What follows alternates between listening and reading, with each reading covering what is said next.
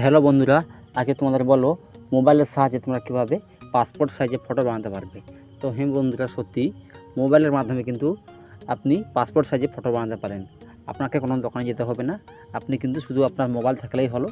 সেই একটি মোবাইলের মাধ্যমে কিন্তু আপনি কিন্তু ফটো বানাতে পারেন, পাসপোর্ট সাইজে ফটো।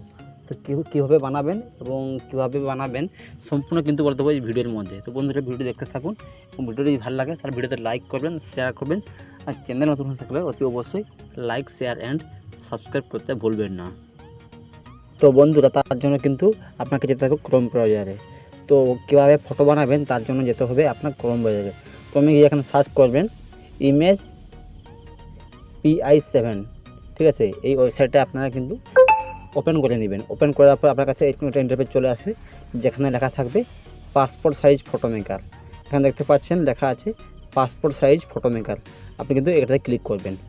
এটাতে ক্লিক করার পর আপনার কাছে এরকম একটা ইন্টারফেস চলে আসবে, যেখানে লেখা থাকবে সিলেক্ট ইমেজ। আপনারা কিন্তু এই সিলেক্ট ইমেজে ক্লিক করবেন।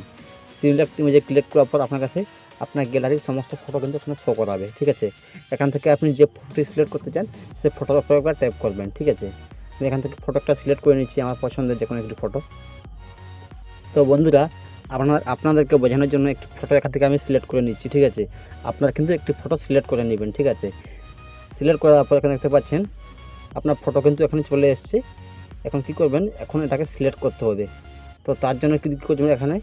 তার জন্য কিন্তু এখানে সেন্টিমিটার জায়গা ক্লিক করতে হবে মিলিমিটারে ক্লিক করলে এখান থেকে। তো বন্ধুরা, তারপরে এরকম একটা ইন্টারফেস চলে আসবে, যেখানে আপনাকে সিলেক্ট করতে হবে সেন্টিমিটার এবং মিলিমিটার। দেখতে পাচ্ছেন এখানে লেখা আছে CM এবং MM। তো আপনারা ক্লিক করবেন এই মিলিমিটারে ক্লিক করার পর এখানে দেখতে পাচ্ছেন এখানে লেখা আছে, এখানে করবেন 45, এখানে করবেন 55, ঠিক আছে। এটা সিলেক্ট করে দেবেন। সিলেক্ট করে দেওয়ার পর এখানে দেখতে পাচ্ছেন লেখা আছে নেক্সট অপশান। তো আপনারা ক্লিক করবেন এই নেক্সট অপশানে। তো নেক্সট অপশানে ক্লিক করলে আপনার কাছে কিন্তু এরকম একটা ইন্টারফেস চলে আসবে, যেখান থেকে কিন্তু আপনি ইচ্ছে মতো আপনার ফটো কিন্তু এখান থেকে ব্রাইটনেস কমাতে পারেন এবং বাড়াতে পারেন, ঠিক আছে। আপনার পছন্দের ব্রাইটনেস এখানে রেখে দেবেন এবং এখান থেকে ফটোটিকে ক্রপ করে নেবেন। বন্ধুরা, এখান থেকে আমি ফটোটা ক্রপ করে নিয়েছি। এবারে ক্লিক করব সেভ অ্যান্ড নেক্সট। তো আপনারা ক্লিক করবেন সেভ অ্যান্ড নেক্সট এই অপশানে ক্লিক করলে এখান থেকে কিন্তু আপনার ফটো একটু প্রসেসিং হবে, 10 থেকে 15 সেকেন্ডের একটি প্রসেসিং হবে। তারপর থেকে আপনার ভিডিও এখানে চলে আসবে। ছবিটি এখানে দেখতে পাচ্ছেন, এখানে ব্যাকগ্রাউন্ড চলে এসছে, ঠিক আছে। বন্ধুরা, আপনার কিন্তু ফটো এখানে এডিট হয়ে গেছে। তার জন্য কী করবেন, তার জন্য এই ব্যাকগ্রাউন্ড অপশানে ক্লিক করবেন। এই ব্যাকগ্রাউন্ড অপশানে ক্লিক করলে এখান থেকে আপনার পছন্দের যে কোনো একটি ব্যাকগ্রাউন্ড এখানে সিলেক্ট করতে পারবেন। তো এখান থেকে আমি পছন্দের একটা ব্যাকগ্রাউন্ড সিলেক্ট করে নিচ্ছি। সিলেক্ট করে দেওয়ার পর এখানে দেখতে পাচ্ছেন লেখা আছে সেট। তো আপনারা এই সেটে ক্লিক করবেন। এই সেটে ক্লিক করলে আপনার ব্যাকগ্রাউন্ডে পরিবর্তন হয়ে যাবে, ঠিক আছে। এবারে এই ছবিটাকে ডাউনলোড করার জন্য আপনারা কিন্তু ক্লিক করবেন ডাউনলোড অপশানে ক্লিক করলে আপনার কাছ থেকে এরকম একটা ইন্টারফেস চলে আসবে, যেখানে লেখা থাকবে ডাউনলোড অপশান। তো আপনারা কিন্তু এই ডাউনলোড অপশানে এখান থেকে ক্লিক করে দেবেন। এখানে ক্লিক করলে দেখতে পাবেন আপনার ছবিটি কিন্তু ডাউনলোড হয়ে যাবে।